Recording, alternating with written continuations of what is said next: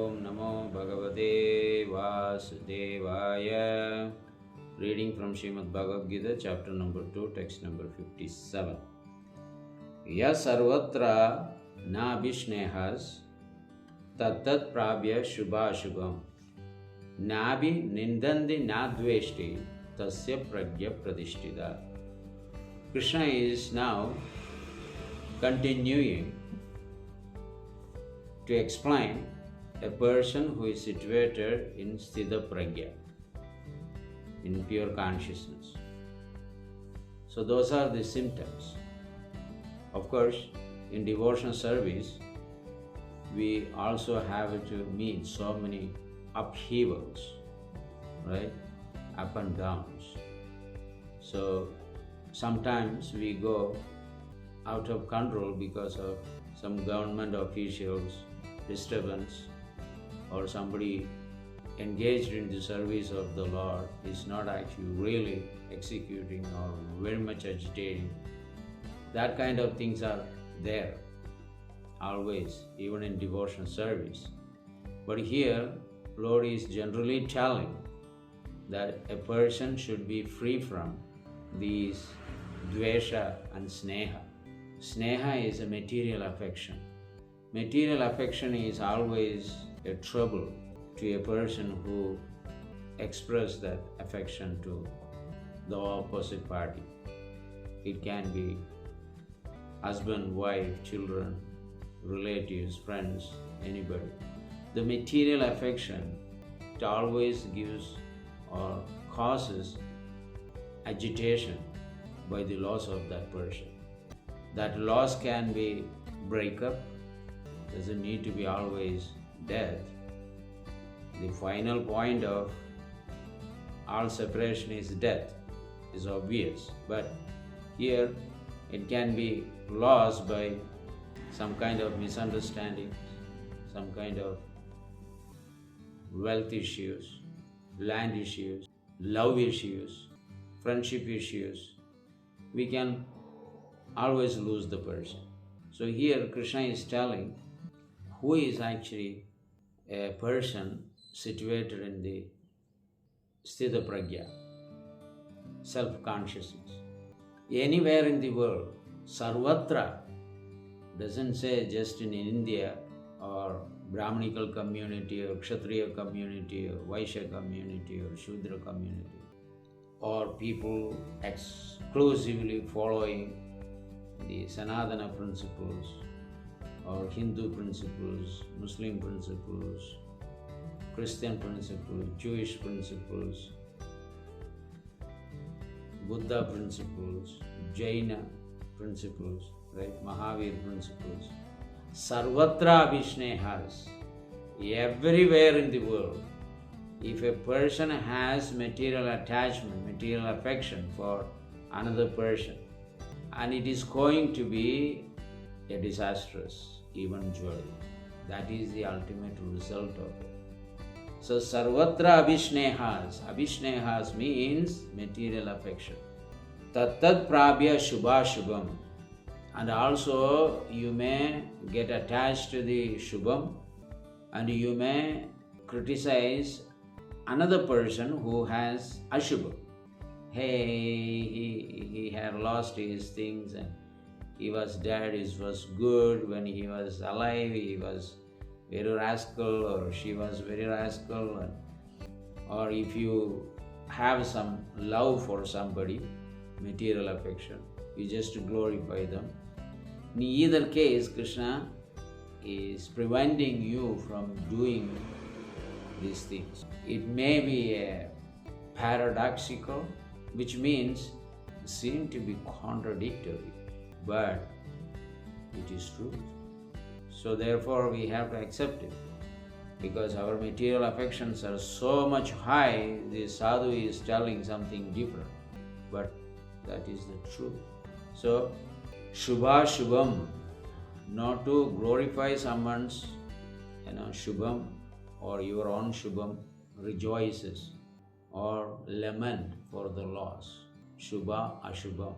Then Krishna says, Nabi nindandi. Because of the Shubha and Shubham, don't rejoice, Dveshti. Dveshti means hate. Nabi nindandi, na dveshti. Hate somebody. Tasya prajya pradishtita. That person is situated in the pure consciousness. So the understanding is that we should waive all these upheavals of this material world.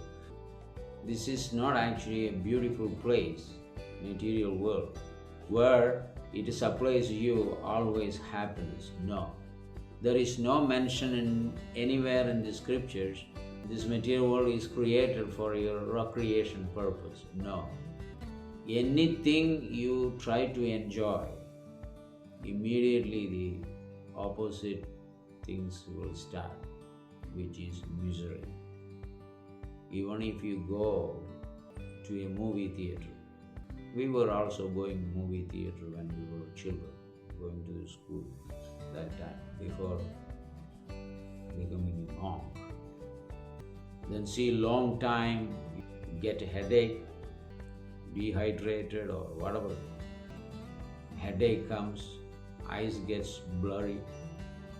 So many issues actually come. So for every enjoyment there is a suffering. That is the way the material world is organized. Just like an animal expecting water in the middle of the desert or anywhere in the desert, water is not available. But it thinks that he is going to get it at the sight of illusory water. So he just on and on chasing on it. And eventually he dies. But that is animal.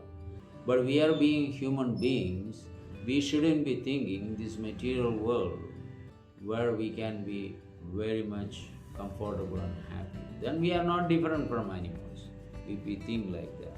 If this animal thinks, no, there is no water, it's simply an illusion, then he is a gentle animal, intelligent animal. Though we are in the material world, we need to understand there is no happiness in this world. So because there is no happiness in this world, we should be in the safe side, not running after it. So that makes us a rational animal, Dvipada Pashu, with the two-legged animals, right? Human beings are said to be Dvipada Pashu, two-legged animals. So then we can actually say that we are wise animals. So therefore, Shastra says, Dvaida Bhadra Abhadra. So in this material world, everything is Dvaida Bhadra Abhadra. So if anybody is thinking that this is good, this is bad, because everything is the manodharma, the action of the mind. The Shastra says clearly here, Shabha manodharma yei bhala yei manda, yei shabha brahma. Brahma means simply an illusion. So it is good, it is bad, it's all bad. So there is no good at all, because this good later turn into bad thing, and bad thing sometimes turns into good things. Therefore everything is the action of the mind, manodharma. Krishna explicitly explains that we should be situated in the Siddha Pragya, not worry about all these happiness and miseries. The example is given, from the Srimad Bhagavatam is Prahlad Maharaj. So many ways of agitation created by Hiranyakashipu. He was totally fixed in Vasudeva consciousness. He was thrown away from mountain. He was thrown to the pit of snakes. He was thrown into a big wok. In that wok, the oil was boiling. He was thrown to the from top of the mountain to the ocean. But in this way, Hiranyakashipu tried millions of ways to kill this boy by administering him the poison, and he was so fixed. He was not at all worried about his happiness and misery. Everything he thought, whatever is going on is by Krishna's arrangement. I should be just become Krishna conscious. So that is the thing. So this giving and taking, coming and going, right? Rich and poor, this duality, all these things are just some kind of implication of this material world. We don't actually trap into that.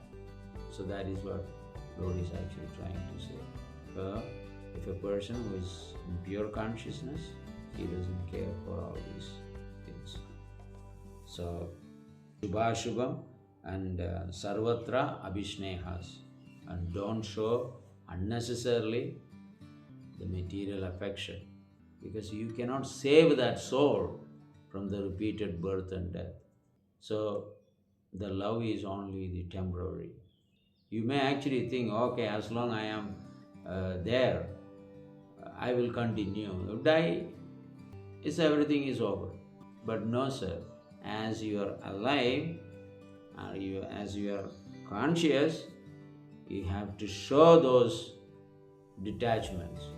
That only take you to the next life, which may be better or very poor. So these actions, not that as long I am here, they are there, I should love, after that, it's gone, is gone. So what is the big thing?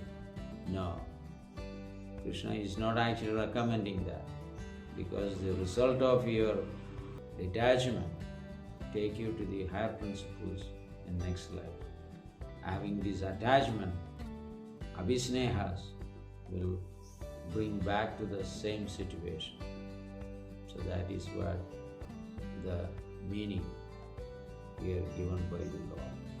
Don't be foolishly think that everything is happening by the material nature's arrangement. Of course, everything is happening by the arrangement of material nature, but we can also, being a person, conscious being, can do some alteration and make our future bright by becoming Sthita Prajna Tadochade. Thank you very much. Hare Krishna. We will continue.